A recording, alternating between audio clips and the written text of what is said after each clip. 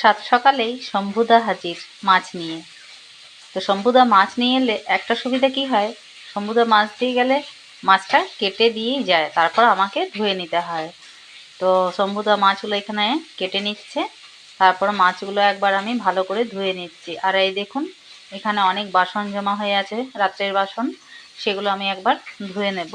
তো এখন আমি মাছগুলো ভালো করে আঁশগুলো ছাড়িয়ে পরিষ্কার করে ধুয়ে নিচ্ছি। ঠান্ডা কিন্তু প্রচুর পড়েছে, জল ঘাঁটা মানে ঠান্ডায় দুঃসাধ্য কাণ্ড। আর দেখো আমি স্নান করে চলে এসেছি ফুল তুলতে, পুজোর জন্য ফুল তুলবো। মেয়ে ওদিকে দাঁড়িয়ে দাঁড়িয়ে দেখছে। ফুলগুলো না শীতের জন্য খুব ছোট ছোট ফুটছে, বেশ বড় হয়নি ফুলগুলো।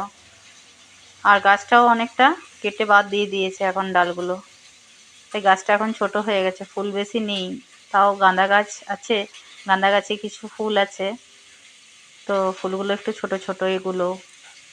তো তাও আমার হয়ে যায় প্রতিদিন নিত্য পুজোর জন্য ফুল জোগাড়, বাইরে যেতে হয় না। আর এই যে আমাদের মঙ্গলদেব রোদ লাগাচ্ছে। আর এখানে আমি বাসনগুলো পুজোর ধুয়ে নিয়েছিলাম, সকালবেলা ধুয়ে উঠোনের মধ্যে শুকোতে দিয়ে নিয়েছিলাম। তো এবার আমি চলে যাব পুজো করার জন্য, পুজো সেরে চলে যাব রান্নাঘরে। রান্নাঘরে গিয়ে এবার দেখা হচ্ছে কি কি রান্না করব।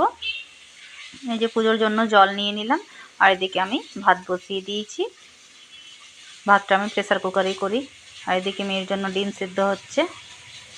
তারপর আমি চলে যাব বাগানের দিকে, ওখানে গিয়ে কিছু ধনেপাতা তুলে নেব। ধনেপাতাটা দিয়ে আমি আজকে চাটনি বানাবো, তাই আগেই তুলে নিলাম, কারণ ওটা তখন পরে আর হয় না, তুলবো তুলবো করে তোলাই হয় না।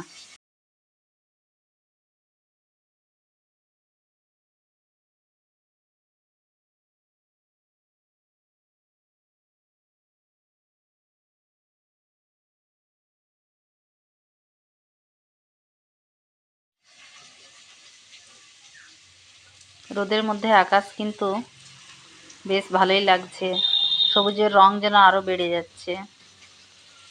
আজ আকাশটা বেশ ভালো পরিষ্কার আছে।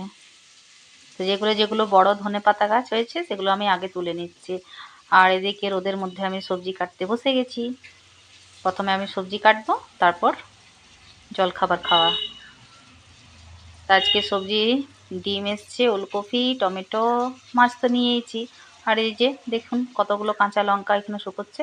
আর আমি মুড়ি নিয়ে নিয়েছি খাবার জন্য। তো প্রথমে ওলকপিটা আমি কেটে নিয়েছি, ওলকপিটা কেটে ভালো করে আগে সেদ্ধ করে নেব। চলো দেখা হচ্ছে পরের ভিডিওতে, টাটা।